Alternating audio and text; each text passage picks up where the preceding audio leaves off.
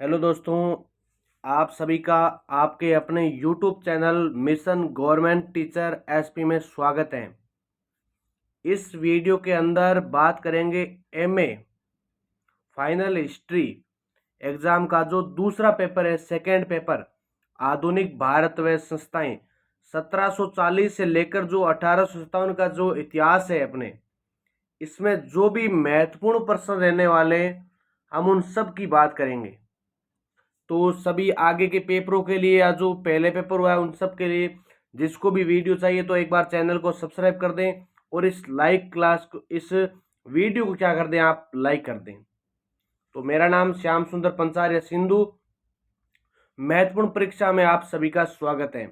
इसके अंदर आपको बहुत महत्वपूर्ण अच्छे क्वेश्चन बताऊंगा जिसके अंदर आप अगर इसको देखेंगे तो आपकी परीक्षा के लिए बहुत ही फायदेमंद होगा।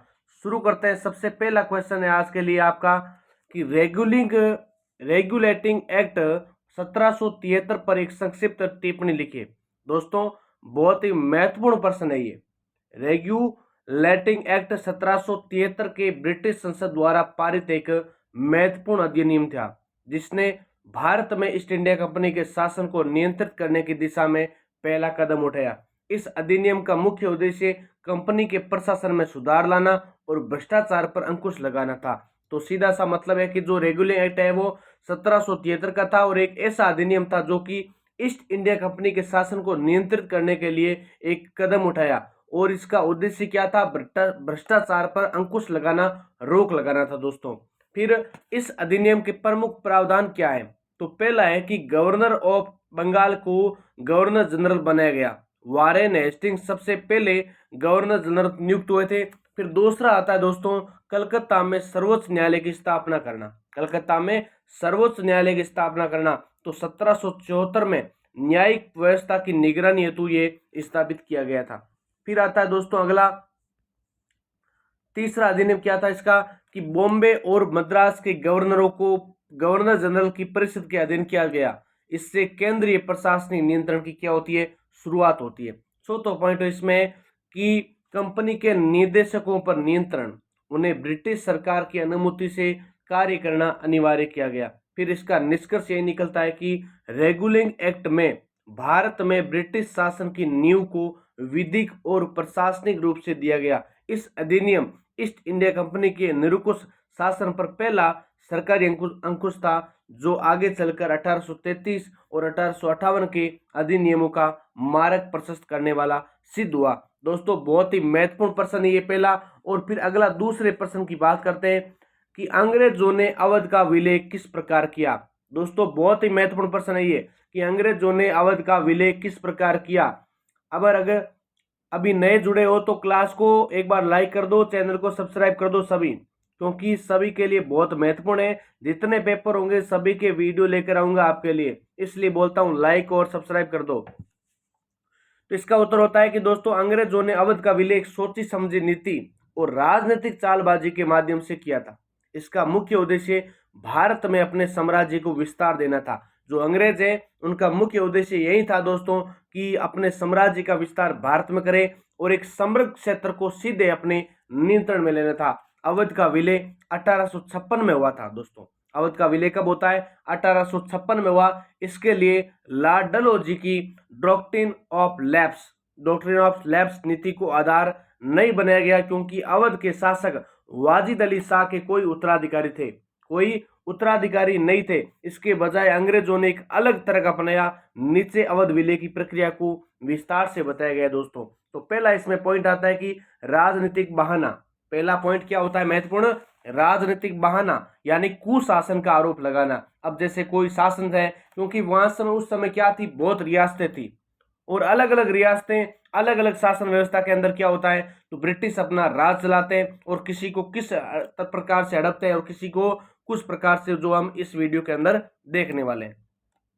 तो लॉर्ड डलहौजी ने अवध के नवाब वाजिद अली शाह पर शासन में भ्रष्टाचार और अराजकता और कुशासन का आरोप लगाया। उन्होंने कहा कि अवध की जनता को न्याय, सुरक्षा और अच्छे शासन से वंचित रखा गया है, अतः ब्रिटिश शासन के हस्तक्षेप को जनहित में आवश्यक बताया जाए। यानी इसका सीधा सा मतलब यह होता है कि जो अवध रियासत होती है दोस्तों, नवाब वाजिद अली शाह पर क्या होता है, ये उसका समय वहां का शासक होता है, तो उस पर क्या लगाया जाता है, भ्रष्टाचार का और अराजकता यानी उस समय शांति अशांति का उस पर आरोप लगाते हैं अंग्रेज। और ये बोलते हैं लॉर्ड डलहौजी कि जनता को न्याय की सुरक्षा की आवश्यकता है जो कि आप नहीं दे पा रहे हो, इसलिए इस जाल में फंसाकर अवध को क्या कर लेते हैं, जनहित का मतलब झूठा आरोप लगाकर उसको हड़प लेते हैं और इस प्रकार से अवध की ये होती है। दूसरा पॉइंट इसमें आता है संधियों का उल्लंघन। संधि जो भी होती है, क्योंकि अंग्रेजों के समय क्या होती है, संधि हुआ करती थी, तो संधियों का उल्लंघन किस प्रकार कि ब्रिटिश ईस्ट इंडिया कंपनी ने अवध के नवाब से पहले कई संधियां की थी जिनमें कंपनी को सैन्य सहायता देने की बात कही गई थी, लेकिन बाद में इन संधियों को अंग्रेजों ने अपने मतानुसार जोड़ दिया और अवध पर अपना कब्जा कर लिया था। दोस्तों क्या कर लिया, कब्जा जमा लिया था। तीसरा पॉइंट आता है अब विलय की घोषणा। विलय की घोषणा को क्या कहते हैं कि 1856 में अंग्रेजों ने अवध को ब्रिटिश साम्राज्य में मिला लिया तथा नवाब वाजिद अली शाह को गद्दी से हटा दिया। जो नवाब वाजिद अली शाह है ना, उसको क्या कर दिया दोस्तों, गद्दी से हटा दिया और उन्हें कोलकाता में भेज दिया गया, फिर पेंशन पर रख लिया गया। ठीक है, तो दोस्तों ये थी इसकी। फिर चौथा पॉइंट आता है जनता में असंतोष। तो जनता में असंतोष किस प्रकार व्याप्त होता है, तो अवध के विलय से जनता, जमींदारों और सैनिकों में असंतोष फैल गया। ये असंतोष 1857 की क्रांति के लिए एक महत्वपूर्ण कारण बना था, क्योंकि अवध के सैनिकों और जनता ने अंग्रेजों के खिलाफ विद्रोह में क्या लिया था दोस्तों, बढ़ चढ़कर भाग लिया था। फिर इसका निष्कर्ष निकलता है कि अवध का विलय ब्रिटिश साम्राज्य की विस्तारवादी नीति का हिस्सा था।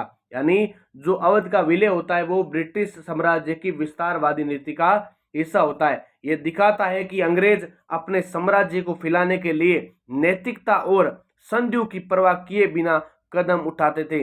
कुशासन का बहाना सिर्फ एक जरिया था, असली मंशा अवध की धन संपत्ति और सामरिक स्थिति पर क्या करना था दोस्तों, कब्जा जमाना था। समझ में आ गया आपको कि अवध का किस प्रकार निर्णय यानी वो विलय करते हैं और हड़प की नीति अपनाते हैं, कुशासन का आरोप लगाते हैं, जनता में असंतोष बनाते हैं। तो आप पॉइंटों के माध्यम से अपने विस्तार से इसको लिख सकते हैं दोस्तों। अगला प्रश्न है तीसरा कि प्रथम आंग्ल बर्मा युद्ध के कारण और परिणामों का वर्णन करो। ये प्रश्न देख लेना, कल परीक्षा में आपको पता चल जाएगा। कल होगा यानी परीक्षा जो अपनी 28 तारीख को होने वाली है, कल का मतलब 28 तारीख को आपको पता चल जाएगा इस प्रश्न के बारे में। ठीक है, तो प्रश्न का उत्तर क्या है, तो प्रथम आंग्ल बर्मा के कारण और परिणाम क्या है, तो सीधा उत्तर है कि प्रथम आंग्ल बर्मा युद्ध 1824 से लेकर 1826 तक हुआ था, जो ब्रिटिश ईस्ट इंडिया कंपनी और बर्मा यानी वर्तमान म्यांमार और क्वानबोंग वंश के शासकों के बीच लड़ा गया था। यानी ये जो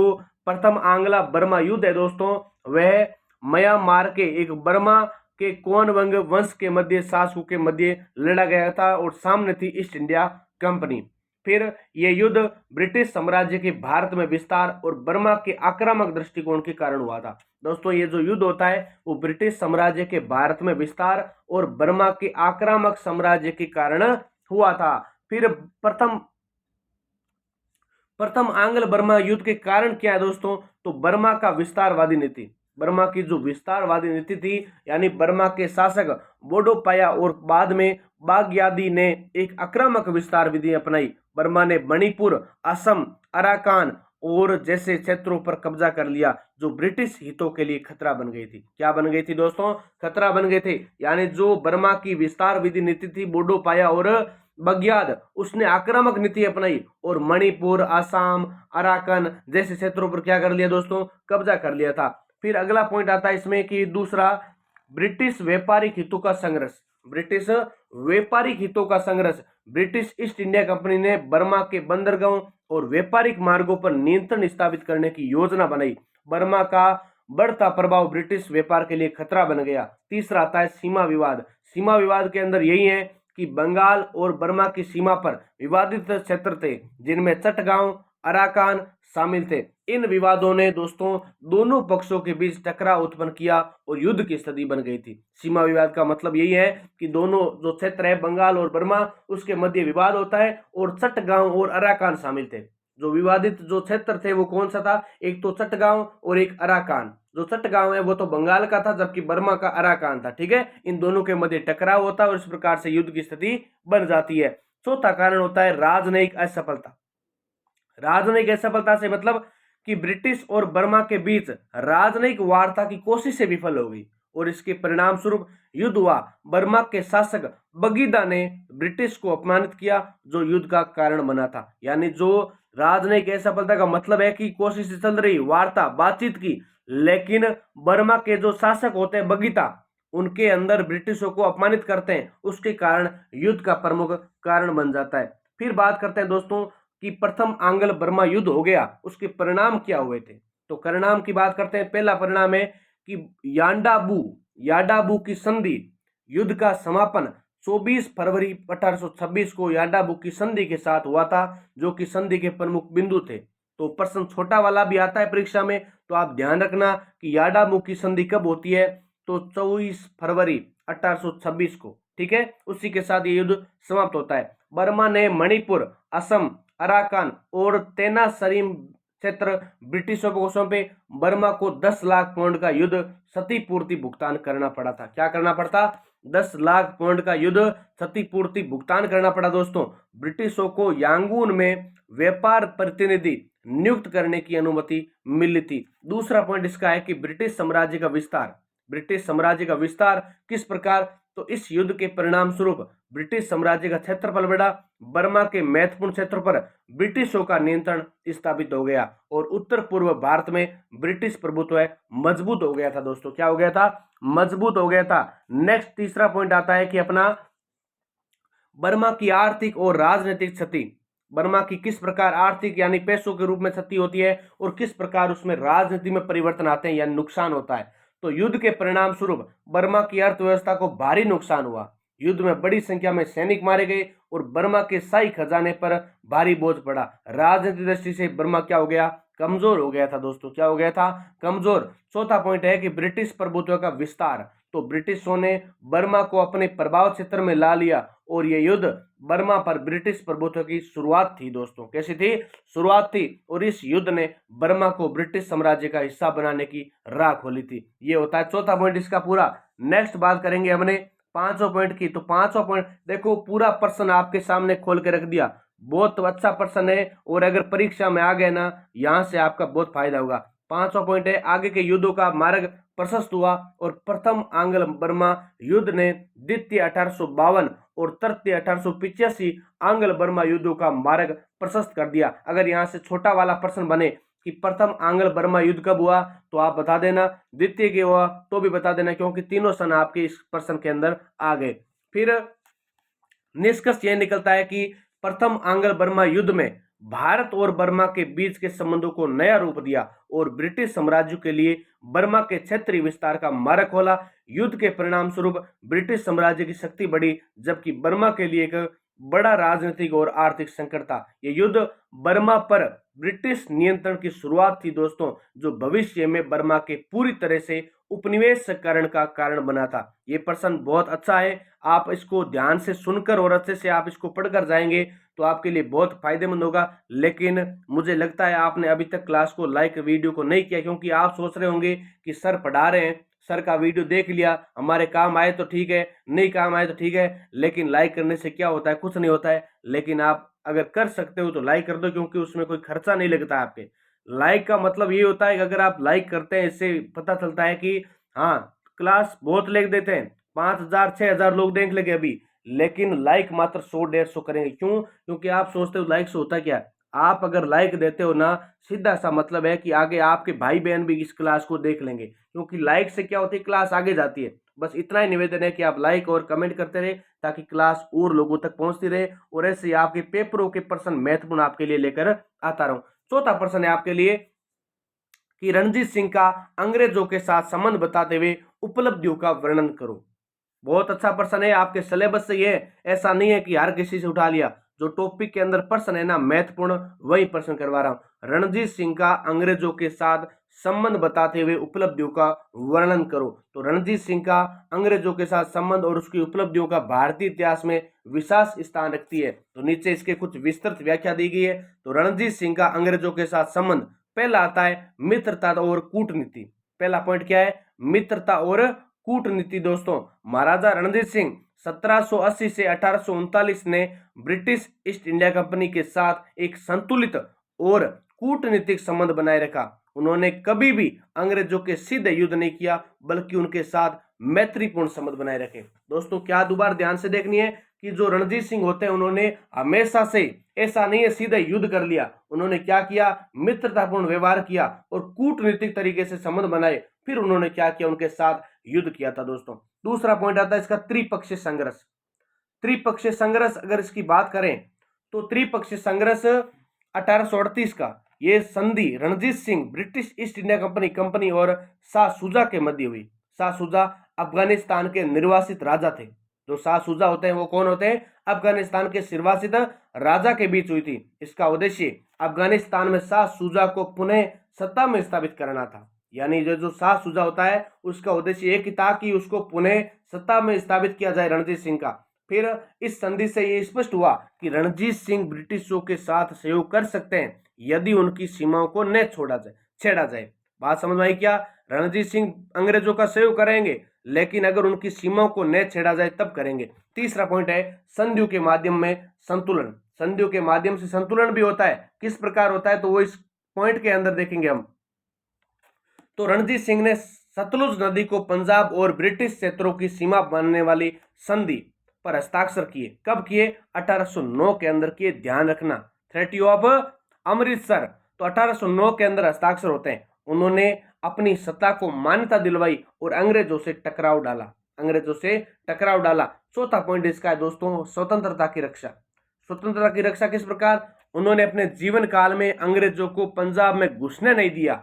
रणजीत सिंह बहुत अच्छा शासक था जिसने अपने जीवन काल के अंदर कभी भी अंग्रेजों को पंजाब के अंदर घुसने नहीं दिया और वे अंग्रेजों की विस्तारवादी नीति को समझते थे और इसलिए उन्होंने अपनी सीमाओं की रक्षा हेतु कूटनीति अपनाई थी। बात समझ आई क्या, कूटनीति क्यों रखी थी। फिर बात करेंगे रणजीत सिंह की उपलब्धियों की। समझ में आ रही होगी क्लास, कमेंट में बताते रहिए क्लास समझ में आ रही है ना। रणजीत सिंह की उपलब्धियों की बात करें तो पहली आती है इसकी सशक्त सैन्य संगठन। सबसे महत्वपूर्ण उपलब्धि है सशक्त और सैन्य संगठन। तो रणजीत सिंह ने एक मजबूत और आधुनिक सेना का निर्माण किया था। उन्होंने फ्रांसीसी और इतालवी सैन्य अधिकारियों की मदद से सेना को यूरोपीय शैली में प्रशिक्षित किया। दूसरा पॉइंट है लाहौर दरबार की स्थापना। तो लाहौर दरबार की स्थापना किसके द्वारा होती है, रणजीत सिंह के द्वारा ही होती है। तो उन्होंने 1799 ईस्वी में लाहौर पर अधिकार किया था। दोस्तों रणजीत सिंह है, उन्होंने 1799 पर किस पर अधिकार किया, लाहौर पर। और 1801 के अंदर खुद को पंजाब का महाराजा घोषित किया और उन्होंने दरबार अपने शासन का केंद्र बना लिया। यानी जो लाहौर का है उसको पहले तो पंजाब का महाराजा घोषित करते हैं और फिर जो लाहौर पर अधिकार करते हैं उसको क्या बना लिया, अपना प्रमुख केंद्र बना लिया था। प्रश्न छोटा आ जाए कि रणजीत सिंह ने अपने साम्राज्य का सबसे महत्वपूर्ण केंद्र किसको बनाया था, लाहौर को बनाया था। तीसरा पॉइंट आता है कि धार्मिक सहिष्णुता। धार्मिक सहिष्णुता के अगर पॉइंटों की बात करें तो रणजीत सिंह ने सभी धर्मों को समान दृष्टि से देखा। किसी प्रकार का धर्म के प्रति भेदभाव नहीं था, उनको किसी प्रकार से धर्म की कोई चिढ़ नहीं थी। वे हमेशा सभी धर्मों को समान दृष्टि से देखते थे। उन्होंने हिंदू, मुस्लिम, सिख प्रजा को बराबरी का दर्जा दिया था। ये बहुत इनकी महत्वपूर्ण खासियत थी। चौथा पॉइंट आता है कला और संस्कृति का संरक्षण। तो रणजीत सिंह के द्वारा कला और संस्कृति का संरक्षण किस प्रकार किया जाता है कि उनके शासन काल में कला, स्थापत्य, संस्कृति का विशेष योगदान था, विकास हुआ। उन्होंने स्वर्ण मंदिर बनाए जो हर मंदिर साहिब के नाम से जाना जाता है। उनके द्वारा प्रश्न आया गया अगर छोटा सा आपके पेपर में कि हर मंदिर साहिब जो कि स्वर्ण मंदिर है उसका निर्माण किसके द्वारा करवाया गया, तो रणजीत सिंह के द्वारा करवाया गया था। निर्माण में महत्वपूर्ण योगदान दिया था। फिर पांचवा पॉइंट है प्रशासनिक कुशलता। दोस्तों पांचवा पॉइंट क्या है, प्रशासनिक कुशलता। इसके अंदर आपको ध्यान रखना है कि उन्होंने प्रशासनिक ढांचे को मजबूत किया और राजस्व प्रणाली को सुधार किया था और भ्रष्टाचार पर क्या रखा था, नियंत्रण रखा था। ध्यान क्या रखना आपको कि जो प्रशासनिक ढांचा है उसको मजबूत किया और राजस्व प्रणाली को सुधार करके भ्रष्टाचार पर नियंत्रण स्थापित किया था। फिर छठा पॉइंट है दोस्तों क्षेत्रीय विस्तार। क्षेत्रीय विस्तार के अंदर बात करें तो रणजीत सिंह ने कश्मीर, पेशावर और मुल्तान जैसे क्षेत्रों को अपने साम्राज्य में मिलाया और एक विशाल सिख साम्राज्य की स्थापना किसके द्वारा की गई थी, रणजीत सिंह के बारे में। रणजीत सिंह की जानकारी आपको कैसे लगी अभी जस्ट कमेंट में आप बता सकते हैं। फिर अगला पांचवा प्रश्न है आपके लिए लॉर्ड कॉर्नवालिस के प्रशासनिक व न्यायिक सुधारों का या परिवर्तनों का वर्णन करो। बहुत ही महत्वपूर्ण प्रश्न है आपके लिए लॉर्ड कॉर्नवालिस के संबंधित। तो लॉर्ड कॉर्नवालिस ब्रिटिश भारत में 1786 से 1793 तक बंगाल का गवर्नर जनरल था। कौन था? बंगाल का गवर्नर जनरल। कब था? तो 1786 से 1793 तक। उसके शासनकाल में प्रशासनिक और न्यायिक क्षेत्र में कई महत्वपूर्ण परिवर्तन हुए जो भारत में ब्रिटिश शासन की नींव को सुदृढ़ करने में सहायक सिद्ध हुए। नीचे कुछ लॉर्ड कॉर्नवालिस के प्रशासनिक और न्यायिक परिवर्तनों का विशेष वर्णन है जो कि आपके लिए इस प्रकार है। पहला आता है प्रशासनिक परिवर्तन। पहला पॉइंट है सबसे महत्वपूर्ण प्रशासनिक परिवर्तन। तो कलेक्टर प्रणाली की स्थापना की गई किसके द्वारा? लॉर्ड कॉर्नवालिस के द्वारा। पहला पॉइंट महत्वपूर्ण आपके लिए कि लॉर्ड कॉर्नवालिस के द्वारा दोस्तों कलेक्टर प्रणाली की स्थापना की जाती है। तो कॉर्नवालिस ने कलेक्टर पद की स्थापना की जो राजस्व संग्रह और जिला प्रशासन दोनों का प्रभारी होता था। इससे प्रशासनिक कार्यों में क्या हुई? एक रूपता स्थापित हुई थी। क्या हुई थी? एक रूपता स्थापित हुई थी। दूसरा पॉइंट है नवीन सिविल सेवा आईसीएस की शुरुआत किसके द्वारा होती है?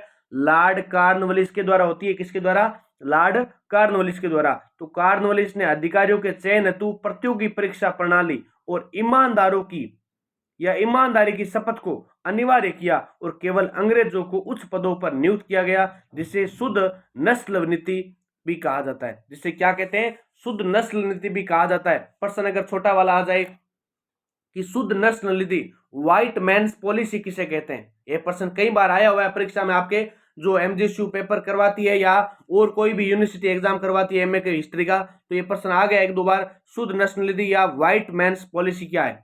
तो क्या कहते थे कि अच्छे अच्छे प्रणालियों को क्या करते? ईमानदारों को उच्च पदों पर प्रतियोगी परीक्षा के लिए चयन के लिए अंग्रेजों को उच्च पद पर या उच्च पद पर नियुक्त करना शुद्ध नस्ल नीति कहलाता है। फिर अगला पॉइंट है गे में देखो कि भ्रष्टाचार का उन्मूलन। भ्रष्टाचार का उन्मूलन। तो कॉर्नवालिस ने भ्रष्टाचार को समाप्त करने के लिए अधिकारियों को अधिक वेतन दिया और सुविधाएं दी थी ताकि वे रिश्वत न ले। फिर अगला पॉइंट है नवीन भू राजस्व व्यवस्था स्थायी बंदोबस्त। स्थायी बंदोबस्त का संबंध भी किससे? कॉर्नवालिस है। ये क्लास 8 में दे रखा स्थायी बंद को एकदम विस्तार पूर्वक समझाया हुआ है। आपने पढ़ा या नहीं पढ़ा मुझे नहीं पता, चाहे कोई भी एग्जाम की तैयारी करें एनसीईआरटी बहुत बेस्ट होती है और एनसीईआरटी को अगर आप पढ़ लेते हैं आपका श्योर सिलेक्शन होता है, यानी आपका 80% आपका चांस रहता है। इसलिए बोलता हूं एनसीईआरटी वेरी इंपॉर्टेंट। और आप हमारे चैनल के साथ केवल एमजीएससी पेपर के लिए मत जुड़े रहिए क्योंकि इस पर हर प्रकार के जो भी महत्वपूर्ण होते हैं फैक्ट, चाहे आप किसी भी एग्जाम को जो वीडियो आपको प्राप्त नहीं होते हैं, उपलब्ध नहीं होते हैं, उसको मैम उपलब्ध करवाने की कोशिश करते हैं। कुछ हमारे दोस्त या टीम हम जोड़ रहे हैं कि ताकि पढ़ाने के लिए अच्छे अच्छे आपके लिए सब्जेक्ट ला सके और टॉपिक आपको उपलब्ध करवा सके। फिर नेक्स्ट पॉइंट आता है अगला न्यायिक परिवर्तन। न्यायिक परिवर्तन। तो न्यायालयों की पुनर्रचना। न्यायालयों की पुनर्रचना किस प्रकार? तो कॉर्नवालिस ने सिविल और क्रिमिनल कोर्ट की एक स्पष्ट संरचना बनाई। जिला, प्रांतीय और सर्वोच्च स्तर पर न्यायालय स्थापित किए। दूसरा है न्यायिक प्रक्रिया में सुधार। न्यायिक प्रक्रिया में सुधार किस प्रकार? तो न्यायालयों में भारतीयों को सीमित भूमिका दी गई और न्याय की प्रक्रिया को लिखित साक्ष्यों पर आधारित किया गया था। फिर अगला पॉइंट है कॉर्नवालिस संहिता। कॉर्नवालिस संहिता क्या है? तो 1793 के अंदर एक व्यापक संहिता लागू की गई थी जिसमें नागरिक दंड और राजस्व से संबंधित नियम शामिल थे। एक समिति आती है, संहिता आती है 1793 के अंदर जिसका नाम होता है कॉर्नवालिस संहिता। उसको संहिता कहते हैं, न्यायिक संहिता भी कहते हैं, जिसमें क्या होता है नागरिक दंड राजस्व संबंधित जो भी नियम कानून होते हैं वो इसके अंदर संग्रहित किए जाते हैं। अगला पॉइंट है दोस्तों कानून के समक्ष समानता का सिद्धांत। कानून के समक्ष समानता का सिद्धांत। कॉर्नवालिस ने यह सिद्धांत लागू किया कि सभी नागरिक कानून के सामने समान है, चाहे वे भारतीय हो या अंग्रेज हो। तो ये इस प्रकार का कानून के समक्ष समानता का सिद्धांत इसने ही दिया था। ये आप पढ़ते होंगे मौलिक अधिकारों के अंदर, कानून के समक्ष समानता, अवसर की समानता, अनेक प्रकार के आप सिद्धांत मौलिक अधिकार पढ़ते हैं, उसके ये कानून के समक्ष समानता ये सिद्धांत कॉर्नवालिस के द्वारा दिया गया था। फिर इसका निष्कर्ष क्या है? तो लॉर्ड कॉर्नवालिस द्वारा दिए गए प्रशासनिक और न्यायिक सुधारों ने भारत में ब्रिटिश प्रशासन की नींव को मजबूत किया। हालांकि उसकी नीतियों ने नस्लीय भेदभाव स्पष्ट रूप से देखा जा सकता है, लेकिन वह भारत में एक संगठित और केंद्रीकृत प्रशासन लाने वाला पहला गवर्नर जनरल था। यानी उसने मजबूत तो किया प्रशासन को ब्रिटिश को, लेकिन सुधार कितने किए? अच्छे देखिए आप न्यायिक के अंदर चाहे आप संहिता की बात करें, चाहे आप कोई भी सिद्धांत ला के बात करें, कानून के समक्ष समानता की बात करें, और भी जैसे इसने सुधार किए थे, हम उसको सबको भूल नहीं सकते, क्योंकि वे भी अपने देश के अंदर केंद्रीय प्रशासन को चलाने के अंदर महत्वपूर्ण भूमिका निभाते हैं। दोस्तों, अभी तक मुझे लगता है आपने लाइक नहीं किया, तो एक बार क्लास को लाइक करते रहें और कमेंट और सब्सक्राइब करते रहें, ताकि आपके लिए आगे जो पेपर होगा 28 तारीख के बाद, जो 5 तारीख को पेपर हो, उसका भी वीडियो अच्छे से बना सकूं आपके लिए। और 5 तारीख के बाद आपका, मुझे पता है, पेपर 14 तारीख को भी है। ठीक है, तो नेक्स्ट अगला क्वेश्चन है कि मराठा महासंघ पर विचार लिखते हुए वर्णन करो। मराठा महासंघ भी आपके सिलेबस के अंदर है। मराठा महासंघ, तो मराठा महासंघ भारतीय इतिहास का एक महत्वपूर्ण राजनीतिक संगठन था, जो 17वीं और 18वीं शताब्दी में उभरा। यह एक लूजली यानी ढीली ढाली संरचना वाला संगठन था। यह जो मराठा महासंघ होता है, वो ढीली ढाली संरचना वाला महासंघ था, जिसमें विभिन्न मराठा सरदारों और राजाओं ने मिलकर एक सामूहिक शक्ति के रूप में मुगल साम्राज्य और अन्य शक्तियों के विरुद्ध क्या चलाया था? संघर्ष चलाया था दोस्तों। फिर मराठा महासंघ का गठन किस प्रकार होता है? तो मराठा महासंघ की नींव छत्रपति शिवाजी महाराज द्वारा की गई थी। आपको पता होगा कि मराठा महासाम्राज्य के सबसे महत्वपूर्ण शासक हैं तो मराठा छत्रपति शिवाजी महाराज। तो मराठा महासंघ की नींव किसके द्वारा होती है? छत्रपति शिवाजी महाराज के द्वारा, जिन्होंने एक स्वतंत्र मराठा राज्य की स्थापना की थी। दोस्तों, शिवाजी के बाद पेशवाओं ने इस महासंघ को संगठित रूप दिया। ये महासंघ जैसे एक केंद्रीकृत सत्ता नहीं था, बल्कि इसमें कई स्वतंत्र मराठा सरदार और राजवंश थे, जैसे पेशवा पुणे के, शिंदे ग्वालियर के, होलकर इंदौर के और भोंसले नागपुर के, गायकवाड़ बड़ौदा के। ये एक प्रमुख रूप से क्या थे? मराठा थे। आपको नाम ध्यान होना चाहिए। प्रश्न पूछ ले कि प्रमुख मराठा सरदारों के राजवंश या उनके स्थानों के बारे में बताइए। छोटा वाला 2 नंबर का प्रश्न आ जाए तो ध्यान होना चाहिए। पेशवा पुणे के, शिंदे ग्वालियर के, होलकर इंदौर के, होलकर स्टेडियम इंदौर में ध्यान हो जाएगा। गायकवाड़ बड़ौदा का है और भोंसले होते हैं, वो कहाँ के होते हैं? नागपुर के प्रसिद्ध मराठा थे। फिर इसकी विशेषताओं की बात करें दोस्तों, तो विशेषताओं में पहला पॉइंट है संघात्मक ढांचा। संघात्मक ढांचा, मराठा महासंघ में कोई एक केंद्र नहीं था, बल्कि यही एक संघ था जिसमें अलग अलग मराठा नेता स्वतंत्र रूप से कार्य करते थे। दूसरा पॉइंट है सामूहिक सैन्य शक्ति। सामूहिक सैन्य शक्ति मतलब सभी प्रमुख मराठा घराने युद्ध के समय एक साथ जाकर साझा दुश्मनों से लड़ा करते थे। राजनीतिक महत्वाकांक्षा, तो मराठा महासंघ का उद्देश्य केवल सैन्य शक्ति नहीं था, बल्कि पूरे भारत में मराठा प्रभुत्व स्थापित करना था। जबकि क्या था उनका प्रभुत्व? पूरे भारत में मराठा प्रभुत्व स्थापित करना था। चौथा पॉइंट आता है पेशवाओं की भूमिका। तो पेशवाओं की भूमिका किस प्रकार है? पेशवाओं ने मराठा साम्राज्य को एक राजनीतिक और सैन्य संगठन के रूप में मजबूती से आगे बढ़ाया था। फिर अगला पॉइंट है महत्व। तो महत्व इनका क्या है? तो मराठा महासंघ ने मुगल साम्राज्य के पतन में महत्वपूर्ण भूमिका निभाई थी और 18वीं शताब्दी में वे भारत की सबसे शक्तिशाली बन गया था। यानी प्रभावशाली संघ कौन सा बन गया था? मराठा महासंघ। फिर हालांकि पानीपत की तीसरी लड़ाई 1761 में मिली हार ने महासंघ को गहरा आघात पहुंचाया था, लेकिन क्या होता है आगे? निष्कर्ष यह है कि इसका मराठा महासंघ भारत में स्वदेशी शासन के विचार का एक उदाहरण था। इससे भले ही एकता की कमी रही हो, लेकिन इसकी शक्ति और प्रभाव से भारत के इतिहास की दिशा बदली और ये स्वतंत्रता संग्राम और संघ की भावना का प्रतीक माना जाता है। बहुत ही महत्वपूर्ण प्रश्न है आपके लिए मराठा महासंघ का, याद करके जाना अच्छे से, क्योंकि परीक्षा में यहीं से प्रश्न आएंगे। जो प्रश्न बनाए हैं आपकी लैंग्वेज आपको अगर अच्छे से समझ में आ गए ना, तो आप कोई भी प्रश्न इससे थोड़ा भी हटकर आ जाए तो आप लिख सकते हैं। ठीक है, मुझे पता है आप क्लास देखोगे, लेकिन लाइक करने में कंजूसी क्यों करोगे? क्योंकि बड़ा चैनल नहीं है ना, उत्कर्ष के या और भी कोई बड़े चैनल होते तो अभी आप लाइक कर देते, क्योंकि आपको वो अच्छे लगते हैं। शायद आपको ये जानकारी अच्छी लग रही है, लेकिन फिर भी आप लाइक करने में थोड़ा बहुत हिचकिचाओगे, ताकि क्लास को अगर लाइक कर दिया तो क्या हो जाएगा, सर का अगर फायदा हो गया तो। फिर अगले प्रश्न की ओर चलते हैं। प्रश्न संख्या 7, हैदर अली की उपलब्धियों का वर्णन करते हुए अंग्रेजों के विरुद्ध अपनी स्वतंत्रता को बताओ। प्रश्न अच्छा है, महत्वपूर्ण है, आपको परीक्षा में देखने को मिलेगा। हैदर अली दक्षिण भारत के एक प्रमुख शासक और मैसूर राज्य के संस्थापक थे। जो हैदर अली होते हैं वो दक्षिण भारत के एक प्रमुख शासक होते हैं और मैसूर राज्य के क्या होते हैं दोस्तों? संस्थापक होते हैं, जिन्होंने 18वीं शताब्दी में अंग्रेजों के विरुद्ध संघर्ष किया था और वे योग्य सैनिक, कुशल प्रशासक और दूरदर्शी नेता थे। नीचे उनकी कुछ उपलब्धियों और अंग्रेजों के विरुद्ध उनकी स्वतंत्रता संग्राम का वर्णन किया गया है, जो कि आगे बात करेंगे हैदर अली की प्रमुख उपलब्धियां। तो पहली उपलब्धि है मैसूर राज्य का सशक्तिकरण। मैसूर राज्य का सशक्तिकरण। तो दोस्तों हैदर अली ने एक सशक्त सेना का गठन किया था और तोपखाने, घुड़सवार और पैदल सेना को आधुनिक तकनीकों से सुसज्जित किया था। लेकिन दूसरा पॉइंट इसका आता है सैन्य सुधार। सैन्य सुधारों की बात करें तो उन्होंने फ्रांसीसी सेना के विशेषज्ञों की मदद से अपनी सेना को यूरोपीय ढंग पर प्रशिक्षित किया। तीसरा पॉइंट है प्रशासनिक सुधार। हैदर अली ने कर संग्रह प्रणाली को बेहतर बनाया और कृषि को प्रोत्साहित किया और व्यापार को बढ़ावा दिया।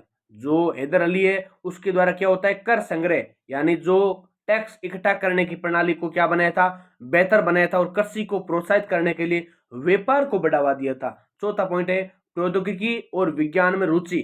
जो हैदर अली है उसकी रुचि किसमें थी, एक तो प्रौद्योगिकी और विज्ञान में भी रुचि थी। उन्होंने यूरोपीय वैज्ञानिकों से संपर्क स्थापित बनाए रखा और मैसूर में बारूद और तोप बनाने की फैक्ट्रियां स्थापित की गई थी। फिर अगला पॉइंट है अंग्रेजों के विरुद्ध स्वतंत्रता संग्राम। तो हैदर अली के द्वारा अंग्रेजों के विरुद्ध किस प्रकार स्वतंत्र संग्राम होता है, तो प्रथम मैसूर युद्ध। पहला पॉइंट यही है, प्रथम मैसूर युद्ध जो कि 1767 से 1769 तक हुआ था। हैदर अली ने चतुराई और रणनीति से अंग्रेजों को हराया था। हैदर अली के द्वारा क्या किया जाता है, एक तो चतुराई, कूटनीति, रणनीति से अंग्रेजों को हराया जाता है और मद्रास तक पहुंच गए। इस युद्ध का अंत मद्रास संधि से हुआ था। ये जो युद्ध हुआ था प्रथम मैसूर युद्ध दोस्तों, इस युद्ध का अंत मद्रास संधि से हुआ था जिसमें अंग्रेजों को समझौता करना पड़ा था। फिर अगला पॉइंट है नेक्स्ट, छोटा हो गया थोड़ा, हाँ दूसरा पॉइंट है द्वितीय मैसूर युद्ध। द्वितीय मैसूर युद्ध 1780 से 1784। अंग्रेजों की धोखाबाजी और निजाम मराठा गठबंधन से नाराज होकर हैदर अली ने फिर युद्ध छेड़ा और इस युद्ध में हैदर अली ने कई बार अंग्रेजों को मात दी। हालांकि 1782 की उनकी मृत्यु हो गई, लेकिन उनके पितृ उनके पुत्र टीपू सुल्तान ने संघर्ष जारी रखा था। तो आपको पता चल गया होगा कि टीपू सुल्तान किसका पुत्र था, हैदर अली का था, जिसने प्रथम द्वितीय मैसूर युद्ध लड़ा था। ठीक है, तो पता चल गया कि टीपू सुल्तान कौन था। तो इस युद्ध में क्या होते हैं, हैदर अली कई बार अंग्रेजों को मात देते हैं, लेकिन 1782 के अंदर क्या होती है, उनकी मृत्यु हो जाती है। फिर लेकिन टीपू सुल्तान इस युद्ध को क्या करते हैं, जारी रखते हैं। फिर निष्कर्ष निकलता है कि हैदर अली ने दक्षिण भारत में अंग्रेजी साम्राज्यवाद के विरुद्ध सशक्त संघर्ष किया और स्वतंत्रता की भावना को जीवित रखा। उन्होंने दिखाया कि संगठित सेना, सुदृढ़ प्रशासन और दूरदर्शिता से विदेशी शासकों का मुकाबला किया जा सकता है। उनका संघर्ष आगे चलकर उनके पुत्र टीपू सुल्तान द्वारा जारी रखा गया था। दोस्तों समझ में आया प्रश्न, बहुत महत्वपूर्ण प्रश्न है। अगला प्रश्न है 8 नंबर क्वेश्चन, क्या है कि बक्सर के युद्ध का वर्णन करो। अच्छा प्रश्न है, महत्वपूर्ण प्रश्न है। बक्सर के युद्ध का वर्णन करो। तो बक्सर का युद्ध एक विस्तृत वर्णन इस प्रकार है। तो बक्सर का युद्ध 22 अक्टूबर 1764 को गंगा नदी के किनारे स्थित बक्सर वर्तमान बिहार में लड़ा गया था। पहले तो प्रश्न यही है कि बक्सर का युद्ध कब हुआ, प्रश्न छोटा वाला आ जाए 2 नंबर का कि बक्सर का युद्ध कब हुआ था या कहां पर हुआ था। तो बक्सर का युद्ध 22 अक्टूबर 1764 को गंगा नदी के किनारे स्थित बक्सर वर्तमान बिहार में लड़ा गया था। और ये युद्ध दोस्तों ब्रिटिश ईस्ट इंडिया कंपनी और भारतीय उपमहाद्वीप की 3 शक्तिशाली ताकतों बंगाल के नवाब मीर कासिम, अवध के नवाब सिराजुद्दौला और मुगल सम्राट शाह आलम द्वितीय के मध्य हुआ था। प्रश्न बहुत महत्वपूर्ण है, ध्यान से सुन ले इसको कि जो बक्सर का युद्ध है वो एक तो बंगाल के नवाब मीर कासिम थे, अवध के नवाब सिराजुद्दौला और मुगल सम्राट शाह आलम द्वितीय के बीच में कौन सा युद्ध लड़ा गया था, बक्सर का युद्ध लड़ा गया था। और ये युद्ध भारत में ब्रिटिश शासन की नींव को और अधिक मजबूत करने वाला सिद्ध हुआ था। ये जो युद्ध होता है बक्सर का, उसने क्या किया था, अंग्रेजों को मजबूती प्रदान की थी। फिर है इस युद्ध के कुछ कारण क्या थे, प्रमुख कारण क्या थे। तो पहला है मीर कासिम और अंग्रेजों के बीच तनाव होना। पहला पॉइंट क्या है, पहला कारण कि मीर कासिम और अंग्रेजों के बीच तनाव होना, तनाव की स्थिति होना। तो मीर कासिम को बंगाल का नवाब बनाकर ईस्ट इंडिया कंपनी ने यह आशा की कि उनके अनुसार काम करेगा, लेकिन मीर कासिम ने क्या किया, स्वतंत्र रूप से शासन शुरू कर दिया और अंग्रेजों की व्यापारिक छूटों को समाप्त कर दिया। इससे अंग्रेज नाखुश हो गए और अंततः मीर कासिम को अपदस्थ यानी पद से हटा दिया। अपदस्थ का मतलब क्या होता है, पद से हटा दिया और उसको अपदस्थ कर दिया गया। फिर दूसरा कारण है इसका संयुक्त मोर्चा। संयुक्त मोर्चा क्या, कि मीर कासिम ने अपनी शक्ति को, दोबारा देखिए, मीर कासिम ने अपनी शक्ति को पुनः प्राप्त करने के लिए मुगल सम्राट शाह आलम द्वितीय और अवध के नवाब सिराजुद्दौला या सुजाउद्दौला से मिलकर अंग्रेजों के खिलाफ एक संयुक्त सेना बनाई थी। क्या बनाई थी, संयुक्त सेना बनाई थी। तीसरा कारण है इसका कासिम का पलटवार। कासिम का पलटवार, मीर कासिम ने अंग्रेजों से लड़ने के लिए अपनी सेना को आधुनिक तकनीक और प्रशिक्षण दिया, लेकिन अंग्रेजों की सैन्य शक्ति और रणनीति क्या हुई, अधिक प्रभावी थी। इस कारण से क्या होते हैं, कासिम उन पर हार जाते हैं। इस युद्ध की घटनाएं क्या क्या है महत्वपूर्ण, तो वो भी आपको पता होनी चाहिए, क्योंकि प्रश्न एक एक आपके लिए इंपॉर्टेंट है। युद्ध की घटनाएं, युद्ध स्थल बक्सर बिहार। युद्ध कहां होता है, बक्सर बिहार के अंदर होता है। कब होता है दोस्तों, दिनांक 22 अक्टूबर 1764 को होता है। अंग्रेजों की सेना का नेतृत्व कौन करता है, मेजर हेक्टर मुनरो। नाम ध्यान रख लेना, प्रश्न छोटा वाला है चाहे बड़ा वाला आ जाए, नाम आपको अंडरलाइन करके लिख के आना वहां पर। अंग्रेजों की सेना का नेतृत्व किसने किया, मेजर हेक्टर मुनरो ने किया था। संयुक्त भारतीय सेना संख्या में अधिक थी, कितनी थी, 40,000 सैनिक, जबकि अंग्रेजों की संख्या लगभग 7,000 के आसपास थी इसके अंदर। ठीक है, फिर भी अंग्रेजों ने बेहतरीन अनुशासन और संगठन और आधुनिक हथियारों की सहायता से इस युद्ध को जीत लिया। प्रश्न इसका ध्यान क्या पड़ता है आपके लिए, कि जो भारतीय सेना थी दोस्तों 40,000 थी, लेकिन अंग्रेजी सेना कितनी थी, मात्र 7,000 थी, यानी चौथा भाग भी नहीं था इसका। लेकिन फिर भी क्या हुआ, अंग्रेजों ने अनुशासन का साथ लिया और आधुनिक हथियारों की सहायता से इस युद्ध को क्या कर लिया, जीत लिया था। फिर अगला पॉइंट है, युद्ध के परिणाम क्या होते हैं। तो युद्ध के परिणामों की भी बात करनी जरूरी है, क्योंकि युद्ध होता है तो उसके कारण की बात करते हैं, तो साथ साथ में परिणाम क्या आपको पूछ सकते हैं। पहला परिणाम हुआ कि ब्रिटिश विजय। पहला पॉइंट तो आपको पता यही है कि ब्रिटिश विजय, युद्ध में निर्णायक रूप से ईस्ट इंडिया कंपनी की क्या हुई थी, विजय हुई थी। दूसरा पॉइंट है कि आप देखो शॉर्टकट में ले रहे हो सर, आप सोचोगे सर ने इतना शॉर्ट पढ़ा है, इतना लिखा है ना, ऐसा नहीं है। अगर प्रश्न के हिसाब से अगर आपके 7 नंबर वाला आता है तो आप इतना लिख कर आओगे तो भी आपके लिए बहुत आएगा, लेकिन अगर आपके लिए 15 नंबर वाला प्रश्न आता है तो आप इसको अपनी भाषा में लिख कर लिखते हैं। ब्रिटिश विजय तो क्या हुआ था कि जब युद्ध हुआ था तो ब्रिटिश सेना उसमें जीत जाती है, ईस्ट इंडिया कंपनी जीतती है। आप बनाकर भी लिख सकते हो उसको अपने हिसाब से लैंग्वेज के अंदर। दूसरा पॉइंट है, शाह आलम द्वितीय द्वारा दीवानी सौंपना। दीवानी सौंपना का मतलब कि मुगल सम्राट शाह आलम द्वितीय ने 1765 में इलाहाबाद संधि के अंतर्गत बंगाल, बिहार और उड़ीसा की दीवानी राजस्व वसूली का अधिकार किसको सौंप दिया, अंग्रेजों को सौंप दिया। किसको सौंप दिया, अंग्रेजों को सौंप दिया था। तीसरा पॉइंट है, सुजाउद्दौला की हार। सुजाउद्दौला की हार, उसे अपनी रियासत को वापस लाने के लिए भारी मुआवजा देना पड़ा था। ये जो सुजाउद्दौला है उसकी हार का कारण क्या बनता है, कि अपनी रियासत को वापस लाने के लिए, अंग्रेजों से छुड़ाने के लिए भारी मुआवजा देना पड़ता है और अंग्रेजों के अधीन शर्तों पर पुनः नवाब बनाया गया। लेकिन उसको हाथाजोड़ी करते हैं, फिर क्या करते हैं, अंग्रेज उसको अपनी कुछ शर्तें मनवाते हैं और फिर क्या करते हैं, उसको शासक वहां का नवाब बना देते हैं। फिर अगला पॉइंट है, चौथा, मीर कासिम की हार और पतन। मीर कासिम की हार और पतन। तो मीर कासिम युद्ध के बाद भाग गया और अंततः उसकी राजनीतिक शक्ति समाप्त हो जाती है। इसका महत्व यही है कि इस युद्ध ने भारत में ब्रिटिश ईस्ट इंडिया कंपनी की स्थिति को अत्यंत मजबूत कर दिया और इस युद्ध के बाद अंग्रेज केवल व्यापारिक शक्ति न रहकर एक राजनीतिक और प्रशासनिक शक्ति बन गई और ये युद्ध प्लासी के 1757 से भी अधिक निर्णायक सिद्ध हुआ, क्योंकि उसने अपने आप भारत कंपनी को भारत में सीधे शासन करने की आर्थिक और राजनीतिक शक्ति मिल गई थी। बात पता लग ली आपको कि ये जो युद्ध हो रहा ना, प्लासी के युद्ध से भी निर्णायक था, क्योंकि इसमें क्या हुआ कि भारत में सीधे शासन करने की आर्थिक स्थिति को मजबूत कर दिया, जिससे क्या हुआ, उसमें शासन करने की शक्ति आ गई और इसका महत्व बताता है कि ईस्ट इंडिया कंपनी की स्थिति को मजबूत कर दिया। मीर कासिम की हार हुई, पतन होती है इसके, अंग्रेजों की ईस्ट इंडिया कंपनी की क्या होती है, जीत होती है दोस्तों। क्या होती है, जीत होती है। अगर आपको क्लास ये वीडियो अच्छा लगा है, बिल्कुल वाकई में अगर आपको अच्छा लगा है, सोच रहे हो कि सर ने इतना मेहनत किया है, बनाया है, तो बस एक लाइक करना। आप एक लाइक करोगे, चैनल को सब्सक्राइब करोगे, आप सभी के लिए इतनी मेहनत से बनाया है ताकि आप पेपर से अच्छे अंक आपके लिए ला सके। आपका विश्वास, आपका प्यार और आपका उद्देश्य ही हमारी क्या है, मेहनत है। बाकी आप अगर अच्छा लगता है वीडियो तो आप लाइक करें, ताकि लेकिन एक और सूचना, अगर आप इसकी पीडीएफ चाहते हो तो टेलीग्राम चैनल ज्वाइन कर लेना। टेलीग्राम चैनल का नाम यही है, मिशन गवर्नमेंट टीचर एसपी। आप अगर टेलीग्राम पर सर्च करोगे तो आपको मिल जाएगा, वहां पर इसकी पीडीएफ भी मिल जाएगी। और साथ साथ में आपको जिस प्रकार ये 8-10 क्वेश्चन ये बताएं, उसके अलावा आपको 2-3 क्वेश्चन टाइपिंग के माध्यम से भी आपको वहां पर मिल जाएंगे, जो कि परीक्षा के एक दिन पहले आपके लिए उपलब्ध होंगे। बाकी आपको टेलीग्राम पर इसकी पीडीएफ मिलेगी और ये वीडियो अपलोड यूट्यूब पर आप देख रहे होंगे, आप इसको 1-2 बार देख लीजिए ताकि आपकी परीक्षा में अच्छे नंबर बनने के पूरे आपके चांस रहे। इसी के साथ जय हिंद, जय भारत।